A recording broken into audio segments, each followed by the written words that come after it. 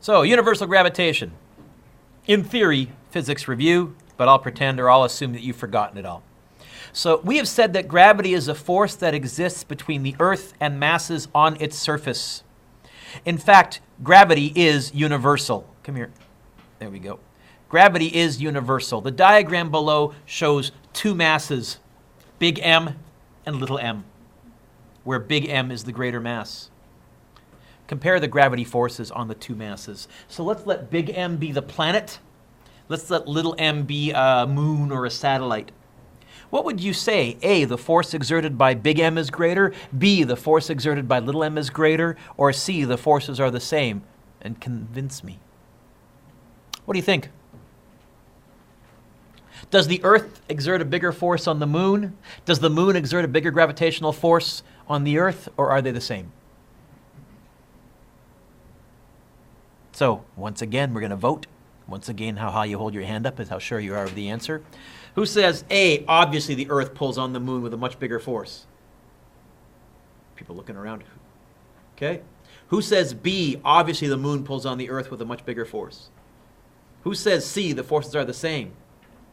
Well, right now, C is the majority. Convince me. Is C correct?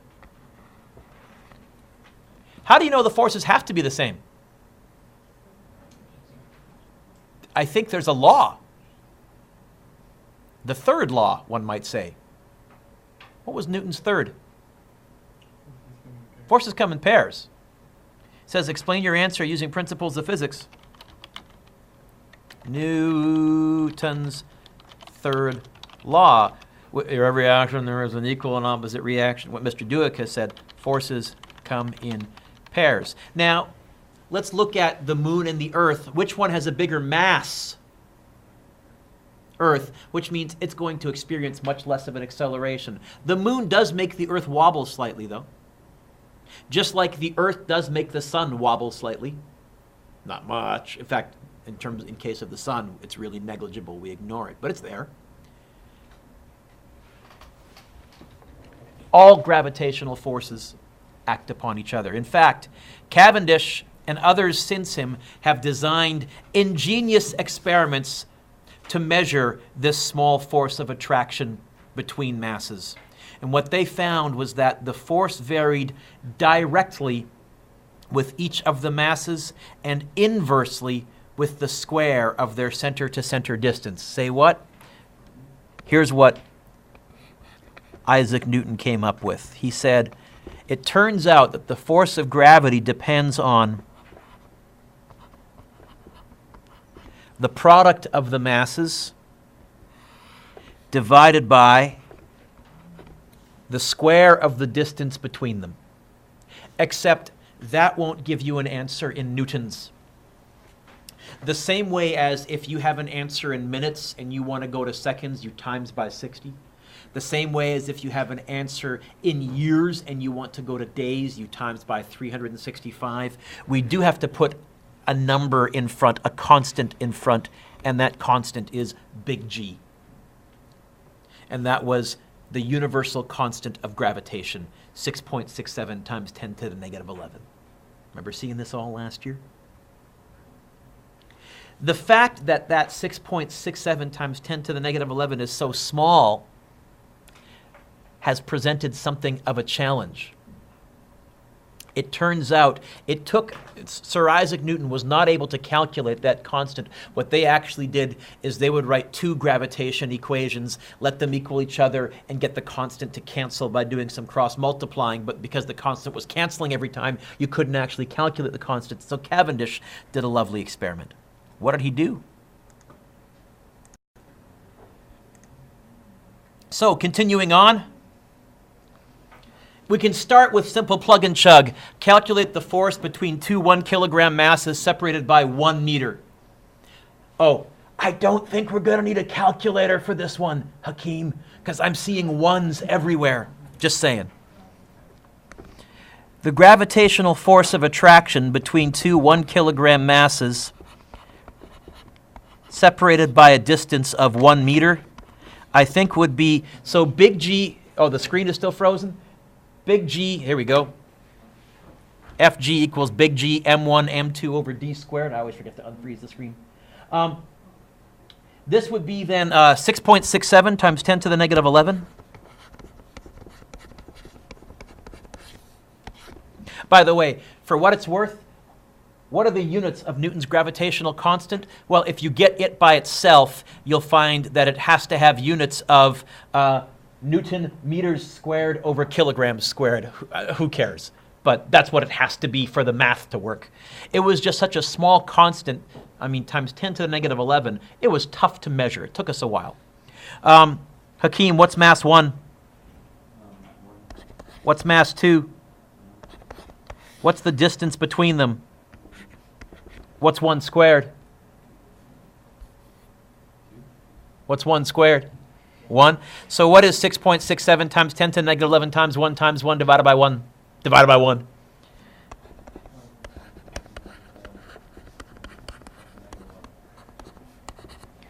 The point of that with poor Alex and Peter is, although there is always a force of attraction between any two bodies that have mass, gravity is by far the smallest force. By billions of times. It's weak. There are 4 fundamental forces in the universe, only 4. The normal force and all the other friction and all those that we look at are actually combinations of these 4. There's the strong nuclear force and the weak nuclear force. Those have to do with what holds nuclei together and what holds quarks and small particles together. There's electromagnetism, which is electricity and magnetism combined, and then there's gravity. And of those 4, gravity is weaker than weak. In fact, we think it's so strong because we're so used to the Earth dominating us, but let me show you quickly here. Pause. So let's do some reasoning here. Example 3. If the force of gravity between 2 equal masses of m separated by distance d is F, you know what? Let's write out the gravitational equation. So the force of gravity is going to be big G. I guess if both masses are the same, I can kind of think m squared or m. You know what? Let's separate. Let's go mm, just so I can kind of follow what's going on, divided by d squared. What would happen? We've answered some of this already. What would happen if we double the distance between them? Stronger or weaker? Weaker? How many times?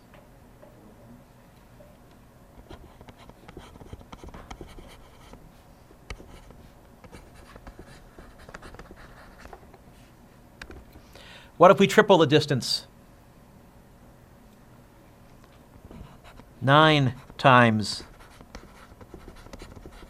weaker. What if we quadruple the distance? By the way, this law is called the inverse square law. When you have a squared in the bottom of a fraction, we call that the inverse square law. And this law actually affects anything that radiates out. So gravitational fields radiate out from a central point. So does sound. So for example, if you look where Callum is sitting, and if you look where Elijah is sitting, Elijah is roughly twice as far away from my voice. Elijah hears me 1/4 as loud, about. Or if we look where Cliff, if we use Cliff as our reference point. So Cliff is this far away, if you're what normal volume is, and then we look at where Callum is. Callum's about twice as far away from Cliff. You would hear me 4 times weaker than Cliff. Elijah is about 4 times further away than Cliff. You would hear me 16 times as loud.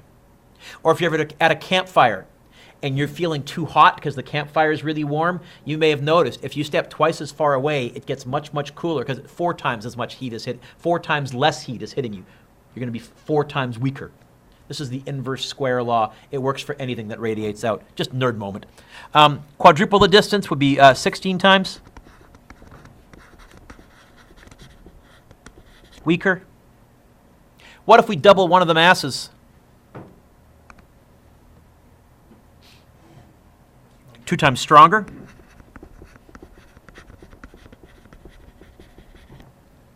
What if we double both masses? 4 times stronger.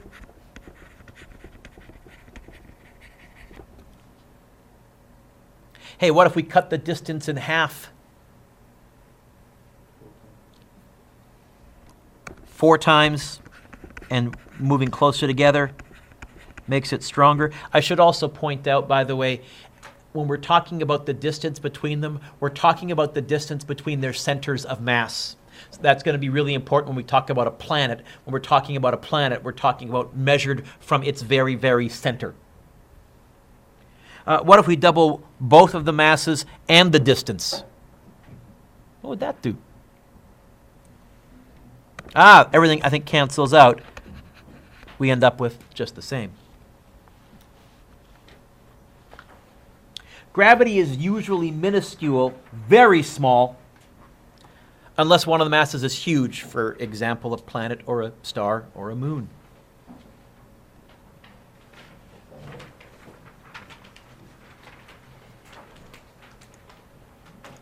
We'll be looking at 0g over the next few days. So let's start looking a little bit at outer space here. Assume the mass of the Earth is 5.98 times 10 to the 24th kilograms. It is. And its radius is 6.38 times 10 to the 6th meters. It is. Find the force that the Earth exerts on a 50-kilogram person on its surface. So we're going to talk about the distance. That distance right there is going to be the radius of the Earth. Technically, we should add the height of the person as well, half the height of the person to where their center of mass is, but that's going to be like on the 9th sig fig. That's not going to make any kind of a difference at all. If I want to calculate the force of gravity of the Earth on a 50-kilogram person, now we have a tradition when we're talking about a planet and a little tiny mass, we'll often use a big capital M for the planet and a little lowercase m to represent the little tiny person or the satellite or the moon. And since we're talking about a circular planet, instead of D, we'll often use the letter R for planetary radius squared. But I hope you can see, Curtis, it's the same equation.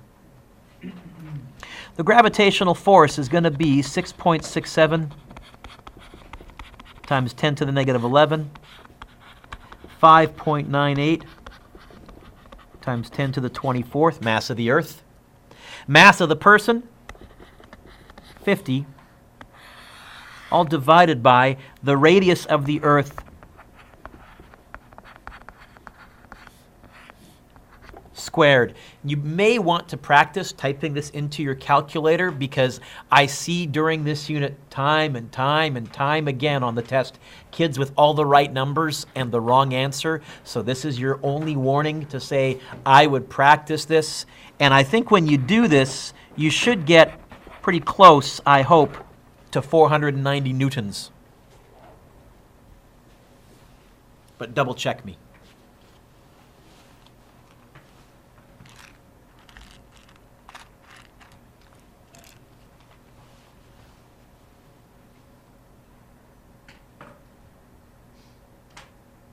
Yes? And if you're not, you need to figure out how your scientific notation button and all that works on your calculator, and I'll happily help you with it. Someone doesn't have a calculator, apparently?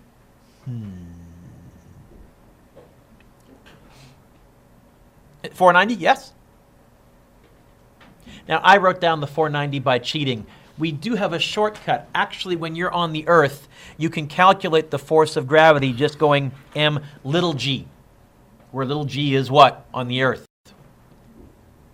9.8. Of course, that formula only works on the surface of the Earth. As soon as you start going into outer space, little g is getting smaller and smaller and smaller and smaller and smaller. Can't use that.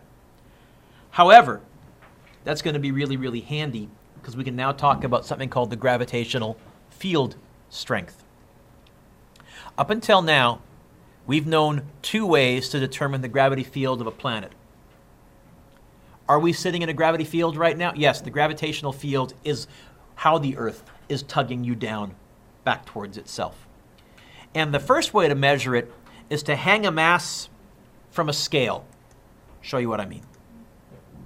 We've had two ways to measure gravitational field strength. The first then is to hang a mass from a scale, and if Fg equals mg, then g equals F over m, and you can find g. The problem with that is we've never been to Mars yet, so we can't hang a mass from a scale on Mars. That would not help us find the gravitational field strength of Mars, the 9.8 equivalent of Mars. By the way, this gives you units of newtons per kilogram. The other way and this you all did in Physics 11 last year, was you said, oh, mg equals ma, you dropped an object and you calculated its acceleration, and you said, oh, the acceleration in free fall is also equal to g, and that gave you an answer in meters per second squared. So I guess that means that meters per second squared is the same as newtons per kilogram. They are, turns out. But that method wouldn't help us for Mars either, because again, Josh, we haven't been to Mars. But we needed to know what the G of Mars was before we could land probes and land rovers there. How the heck did we figure out what G of Mars was when we hadn't been there? How did we know what G on the moon was before we went? Because we needed to know that to design the moon rockets so they would know what kind of an acceleration the engines would be having to compete against as they gently drifted down to the moon. Well, we did this. We said, okay, if that's gravity and that's gravity, then gravity equals gravity.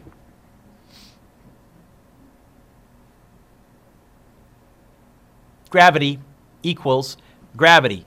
And Curtis is smiling, hopefully because he said, oh, that.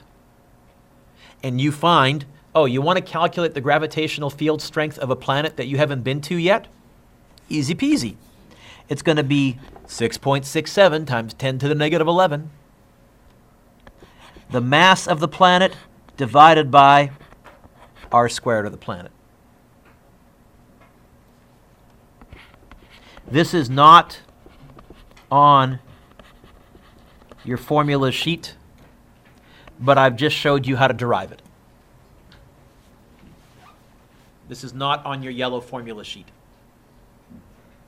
but I've just showed you how to derive it.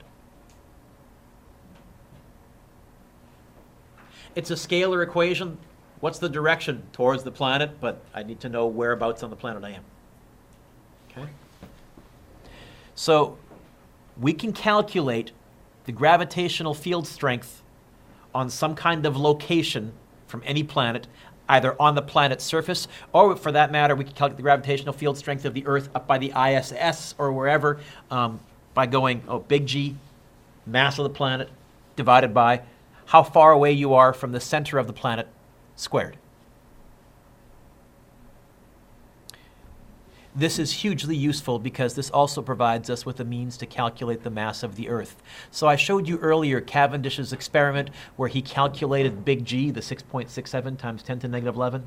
One of the first things that he and other scientists did after they'd corresponded and after they'd confirmed that G was 6.67 times 10 to the negative 11, they said, oh, okay.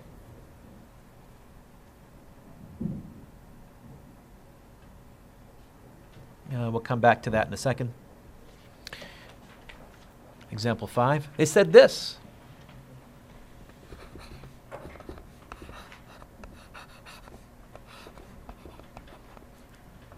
I'll go M with a little e for Earth. They said, let's get the M by itself. They wanted to find the mass of the Earth. Up until then, we didn't have a good idea of what the Earth's mass was. We knew the radius quite accurately. The radius isn't that hard to get. In fact, you can get it several different ways. You can look at its shadow on the moon and use that to calculate the radius. But the simplest way is you can easily look at the curvature of the Earth of a ship as it vanishes over the horizon. And if you know how high the ship's masts are and you know where the horizon is, it's a very simple calculation. In fact, about 2,300 years ago, a Greek mathematician, Aristophanes, he got the radius of the Earth already back then accurate. I think he was within 96% of the actual value. We've known the radius of the Earth for a while. But to get the mass of the Earth, their best estimate was to simply take several hundred shovelfuls of Earth from various locations in Britain, add them up, the masses, take an average and say, we think that's the average mass of a shovelful, and then say, well, how many shovelfuls would fill up the Earth? The problem with that method, Callum, is that assumes that the Earth is uniform all the way throughout, which they thought. So then they got this, and they said, hey, let's get the M by itself. How would I get the M by itself? What do I do with the big G? Really? Divide? What do I do with the r squared? So it's going to be little g,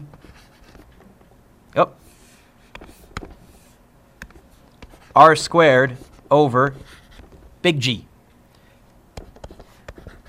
That we've known for quite some time. It's fairly easy to calculate.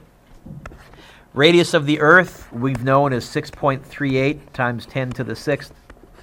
And Cavendish and other scientists had just calculated this. And so they eagerly pulled out their logarithmic tables and they started doing this. Sadly, Hakeem by hand without a calculator. But can you crunch this on your calculator? What do you get for the mass of the Earth?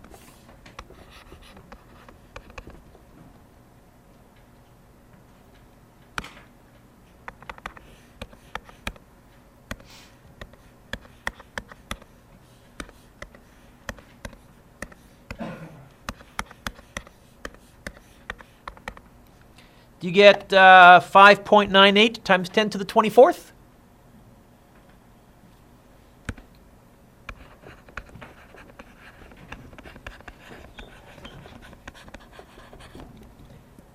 And Cavendish and the other scientists went, holy smokes, that's way bigger than we expected. Conclusion, there must be something heavy in the Earth that we haven't taken into account. Now, Alex, we know that there is a dense iron core. I can't say we know. We have reasoned and we believe and we suspect and we're pretty darn sure, but none of us have been down there yet, that there is a dense iron core at the center of the Earth. This was the first inkling that the Earth was not the same all the way through, where scientists started saying, and the fact that they got a heavier answer, oh, there must be something heavier than normal, denser than normal Earth down there. This was the start.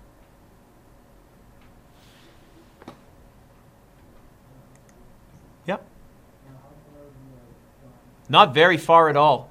We know far more about outer space and the cosmos than we do about what's below us. Much of it is still guesswork. It's prohibitively difficult and expensive. I believe the furthest down we've gone is 3 or 4 miles, which is nothing. Nothing. So, yeah, we know very little about what's below us. And in fact, there are still some basic theories that are considered controversial. Where does oil come from?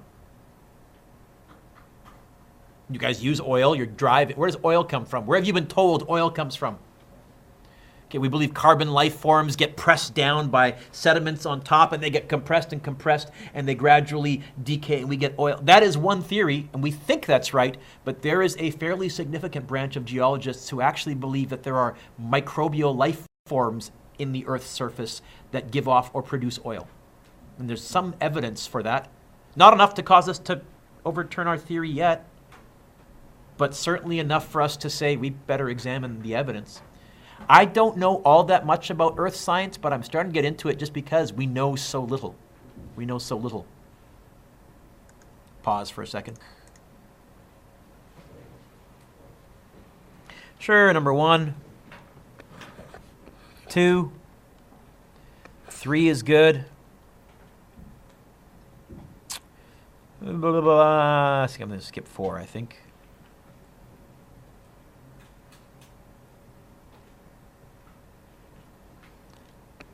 Six is good. 7 is good. 8 is good. I'm going to underline the word above. 9 is good.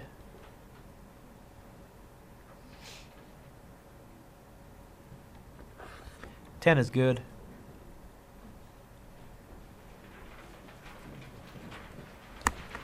11.